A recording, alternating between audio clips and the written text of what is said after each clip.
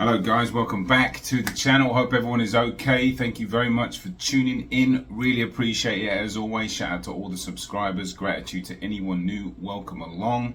This video is called Where Your Heart At. Great song from Mobb Deep, my favorite musical group, duo, whatever you want to call them. They are my favorite ever. If you think you stumbled across a boxing channel, you really stumbled across a music channel as well. I'm going to play the song Where Your Heart At. I remixed it a little bit, so I'm going to play that throughout this video. But really, we are here to talk about Olexsandr Usyk against Daniel Dubois in the rematch, obviously.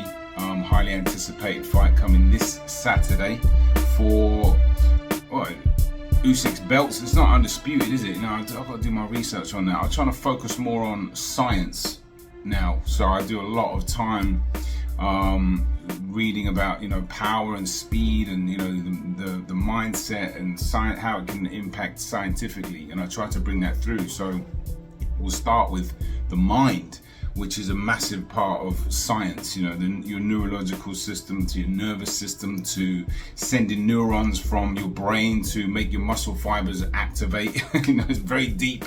I don't really fully understand it, but with this, it's a very important factor because obviously Usyk's mind works faster than Daniel's, a lot faster. It's more capable.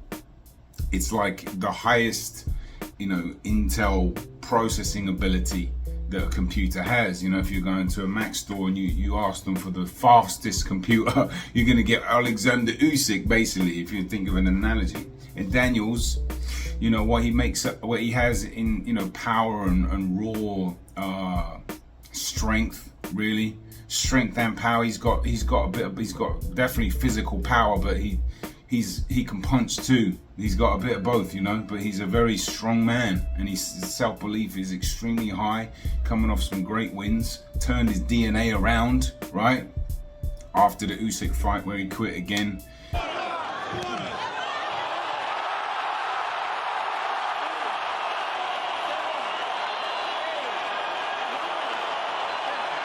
And I picked him to quit against Miller, actually, and fair play to him. I don't think I've ever seen that, where a fighter's turned his DNA around. Maybe it's happened. Maybe you can let me know in the comments if someone's quit a couple of times and then turned it round to be in adversity in both those fights, really, against Hrgovic and Miller, especially Miller, and really just pulled out some fantastic performances. And you got to take your hat off. Massive credit to Daniel Dubois. But from a mindset, it's probably like, if you have an analogy, and I love an analogy, if he's like Morpheus in the Matrix and Usyk is like Mr. Smith, when he's like draining his mind. I tried to classify your species, and I realized that you're not actually mammals. Right, and there's just nothing you can really do about it because I watched the fight back, the first one this morning, most of it, and I didn't really realize how one-sided it was. Obviously the controversy with the low blow. I think it was a low blow. Shout out to you, Hatman. He forensically deciphered that, and the letter of the law with the belly button height, the knuckle, everything. It was a low blow. I know there's still people out there that are challenging that, which is I don't know what to say, but and watching that live, I thought it was a legal blow. I was like, wow, he should be champion, But I guess depending on which angle you saw it from would really determine whether you really, and obviously, you obviously get the ultra fanboys out there that will not see the truth if it smacked him in the mouth. But yeah, he's got to deal with that. And, I was seeing Usyk just making him miss a lot.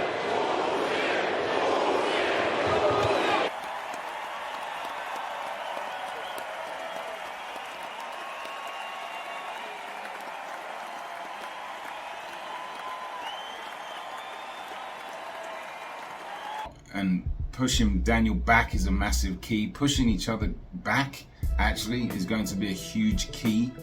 I actually just did a video on Fondora Zoo that was very similar, like massively similar. So important in that fight, so important in this fight.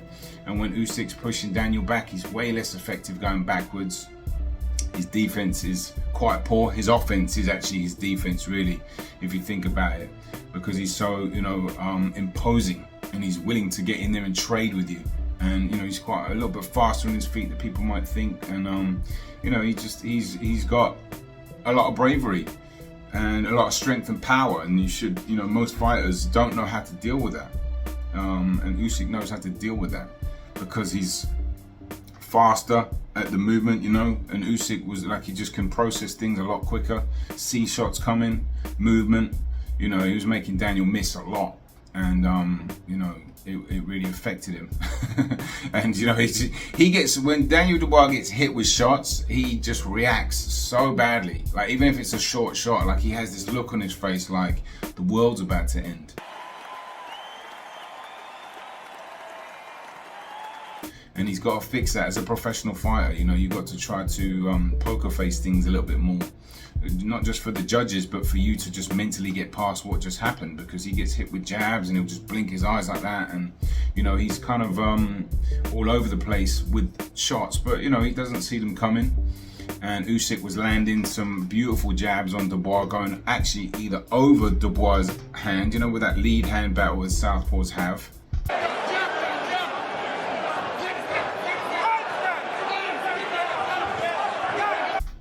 Usyk's, obviously a wizard with that lead hand and the movement and the head movement and the feints. It's just exhausting. Like I said, it's like Mr. Smith against Morpheus. It just makes you think and work and just drains your mind. Can you hear me, Morpheus? I'm going to be honest with you. And when you drain your mind in boxing, you're done. That is a catastrophic place to be in, when you have somebody draining your mind and you can't hit them, and you can't impose yourself, and he wasn't able to do that. And Usyk was able to land jabs under his arm as well.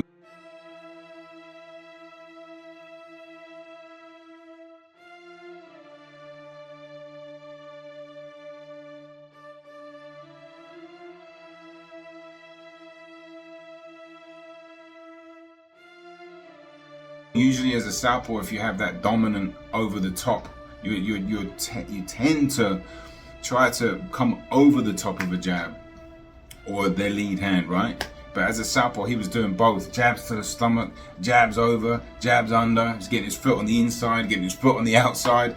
Actually, one thing that I picked up on, well, not me, but I picked up on the fact that Usyk was sliding his leg to indicate that the ring was slippy. I know Paulie Malignaggi spoke about that.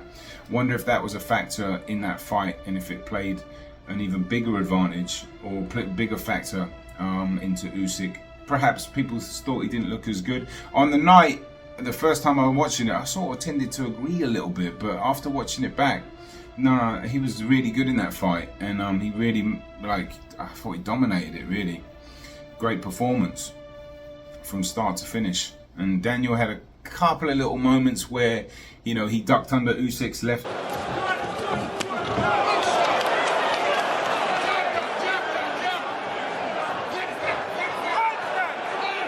hand and shot with him. He's got to trade with him really at some point, if that's, he's going to have to, I don't know, I'll say use his jab, but it's against a southpaw like Usyk, he can neutralize that, and then he just he can get countered with that too. Ultimately, he's got to try to push Usyk back, right? Obviously, go to the stomach. It's his Daniel Dubois' trajectory, because his back is so big too. He's got these wide arms too. I don't think he can shoot straight right hands, which is the best punch against the southpaw. Straighter shots like that, boom, you kind of use it as a jab really, but he can't.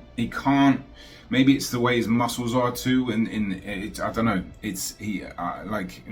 I was training this kid last week actually. I teach a little bit, and he reminded me of Daniel Dubois, because I kept asking him to shoot it a little bit straighter, but he couldn't, and he was doing this, and it was bent. And I was like, oh, okay, it's just the physics and biomechanics of human beings, are different. And, Daniel, like I said, he does have that wide frame that prevents him from shooting straight shots. So looping him over is probably going to be a little bit easier, because you can't, as a southpaw, really, you want to have coming over the top, straight right hands to the belly. You know, you got to come with a lot of creativity, really. And you know, he really hasn't got that in his arsenal. And as I said, if he gets pushed back, he's you know, worse. So he's got to come forward, try to apply the pressure, punch with Usyk if he's, you know, able to do that. Time him. He did time him a couple of times, you know. Obviously, the body shot was actually a tremendous shot. If it was a little bit higher, that was a fantastic shot.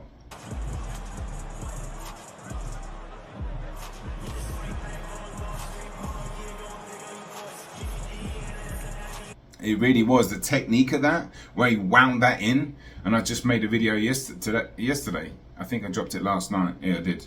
I worked on it all day. I can't remember. It felt like I did it today. But I was talking about a ball and chain, right? You got to look at you know, your mechanics and the way that a punch lands as a ball and chain, right? You've got your fist, and Bivol said this. I'll bring up the quote again. Relax the arm, but make the fist strong, like a stone. Your arm is the rope, your fist is the stone. Start the punch from the leg, then the lower back, then shoulder, then finally the fist. That's the chain. Fascinating stuff. This is where the science comes in, where I'm really looking at the mechanics of punches and how they land, why they land, the what muscles they activate, why they activate it. You know, I'm going to bring more of that into the channel. And some art too, which is the track in the background. Try to do art, boxing, science. You know, that's the theme now. So if it's just a strictly boxing channel you're looking for, you might not be, you know, too pleased with it. But nonetheless, back to the science. I've lost my train of thought. What was I talking about? Oh yeah, ball and chain. So when you're swinging that in, right, it's like the relaxation of just getting that winding up whip, and then moment of impact, boom, like that. So you're just swinging that shots in like that. George Foreman, if you look at George Foreman, I mean, he had I was just looking at a couple of, I was going to bring in a bit more science about the difference between power and physical strength, but I need to do a bit more research. I do understand it from a basic standpoint, but I wanted to get concise on it, you know, to you know, help educate you guys and me, you know, because I find it fascinating, because Daniel Dubois is a good example of having both. But anyway, ball and chain, punch technique. I'm probably going to do a separate video on Tim Tszyu in the next couple of days. I know they've got a fight coming up, but I wanted to, because he really loops those like slingshots in like that, especially the overhand right. And it's like, you know, as I said, what Bivol was saying, tense the fist up right before impact, bang. That's quite an advanced way of punching, but then it's what the muscles do in between that, right? When they're tensing up, when they're it's the antagonist and agonist, I think it is, where one pulls and one pushes, you know, so they act as like a lever system and support each other. But it is done in cooperation with agonist and antagonist muscles. The agonists are the ones initiating the movement, while the antagonists are the ones opposing the movement and stabilizing it, therefore. One pull, like, again, I'll pull up a little clip from a channel that I've been watching so he can explain it better than I can. But nonetheless, I think this fight is going to be basically the same way. You know, I really do. I know people are saying, well, you know, Usyk's on the slide, obviously. He's, I don't know how old he is now, what, 37, 38, maybe 39? Is he 39? I'll find out, but it's like a couple of fights with Fury that they're taking a little bit more out of him, you know. He's an absolutely amazing fighter. He really is. It's his mindset, and, you know, him and Bud Crawford obviously have got tremendous respect for each other because of the way that they approach mentally, not just, you know, the discipline as well, all that, skills, everything. But you know, I don't think this is going to be that competitive, to be honest with you, just because of his way he can read the fight and defuse a bomb. You're literally defusing a bomb, and he's like, you know, an expert at it. And as I said, Mr. Smith against Morpheus, there's just no chance, you know what I mean? There's a chance, of course there is, but, you know, I don't see it being competitive. I think Usyk's going to win again. I don't know if Dubois is going to do what he did last time and take a knee and end it and quit. I think it's going to be similar to last time, and if he does, I wouldn't be surprised. But I'm thinking more on points, because this is a new Daniel, you know, definitely. a new DNA has been implanted into his brain, and he's ready to go. So yeah, will he give Usyk some problems? Maybe early, maybe it might be a 1 or 2 rounds early where, you know, Usyk might have that Chisora look on his face, you know, where he looked like a deer in the headlights at one point. I mean, if you look at what Derek was doing as well, he was switching, like when he really hurt him, at one point he hurt him a couple of times, when he really hurt him, he just switched to southpaw and came in with a massive jab. I'm certainly not suggesting Dubois do that. I don't think he's got that in his locker, but that's the creativity. That's when you're unexpected, when you're fighting somebody that's thinking and they can read your patterns so easily. You got to change the patterns up. And, you know, whether it be feints or double jabs or mixing up the punches, Dubois hasn't got really any of that in his locker. So I think it's going to be a UD Olexsandr Usyk, pretty clear win. And, you know, hopefully we get a good fight. Both these guys come out healthy. They live to fight another day. Olexsandr Usyk, well, hopefully gets that win that he probably, you know, wanted, and then just calls it a day. What a career. But, you know, he's got to win. He's got to do it first. Let me know your thoughts in the comments. Also, I'm going to leave at the end. This is really a DJ channel as well. You know, shout out to any musicians or DJs in here, or anyone that, you know, wants to appreciate art and science and not just boxing. At the end, I've got a little Moses Litauma Dillian White preview. I haven't really put any editing into it at all now, so I don't know how much time this is going to take me and then do that, but it's going to be a premise. It's called Clash, right? And there's a theme behind the sound system clash, the sound systems in Jamaica, and the track Clash, which was the Dave, I forgot his Santander, is it Dave, something like that. He had that massive tune called Clash, and I remixed that a little bit on the piano because it's a great thing. And I put the Heartless Crew and Pay As You Go Clash with it, and I'm gonna just try to theme it like that. I've still got a bit of thought process to do on that, but that's where the channel's going. A lot of music, you know. R.I.P. Prodigy. You know, when I was a big fan of his, I had no idea how conscious he was and how spiritually aware he was. And now it's made me, you know, I've known for a while about that, but it's made me adore his music even more. You know what I'm saying? It's a web of shit. Money, fashion, entertainment, a whole bunch of shit, man. It's a web of shit.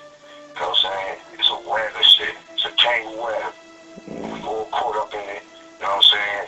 And, you know, me personally, I'm just taking steps towards snapping out of that shit. And hopefully other people will see what I'm doing and snap out of it too. To me, personally, I don't believe nothing this American government tells me. So big up Prodigy, big up Mobb Deep, where your heart at. Daniel Dubois has got to find his heart, but he's really got to find his mind. And he's got to not get so drained by Usyk's Mr. Smith power. Let me know your thoughts. Thank you as always. I really appreciate it, especially made it this far. Gratitude. Have a great week. Jordan 4s or Jordan 1s. Calm. Lyrics for lyrics, calm. Come on, I'm really flying on this. No. Lyrics for lyrics, calm. You're not big. You're not, blood. I know that. You think I will take that? Hey, sorry, where blood. is the promoter? Pay as you go. Your time is done. You don't have no more credit. You're run out. Lock off. We're not EMC's alive. Listen. Hey, pay as you go. Dead. Hey, yo, listen. When I say pay as you go, you say dead. Listen. Pay as you go. Pay as you go. Listen. When I say pay as you go, you say dead. Pay as you go. This one's cool. Pay as you go. Okay, argument done. Argument done.